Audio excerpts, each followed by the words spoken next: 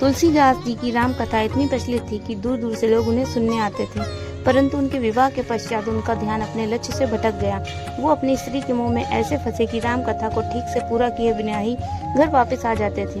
एक दिन उनकी पत्नी के भाई उन्हें लेने आते हैं, पर तुलसीदास जी उन्हें बहाना बनाकर वापस भेज देते हैं। ऐसे ही कई सालों तक ये चलता रहा। उनकी पत्नी को जितनी बार भी कोई लेने आता था, वे कोई न कोई बहाना मानकर उनको वापस भेज देते थे। एक बार उनकी पत्नी के पिता का स्वास्थ्य बहुत खराब हो गया। वो तुलसीदास को बिना बताए ही अपने मायके चली गई। घर आकर जब तुलसीदास को ये पता चला तो वे भयंकर तूफान में भी अपनी पत्नी से मिलने चल पड़े।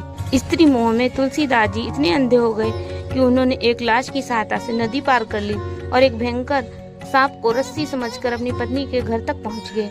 जब इस अवस्था में वे अपनी पत्नी से मिले तो उनकी पत्नी क्रोधित हो गई और बोली कि हाड़ मांस के इस शरीर से इतना प्रेम अगर भगवान श्री राम से किया होता तो आज तुम्हें श्री राम की प्राप्ति हो गई होती। पत्नी की ऐसी बातें सुनकर तुलसीदास जी का हृदय परिवर्तन हो गया और उन्होंने अपना सारा जीवन भगवान राम को समर्पित कर दिया।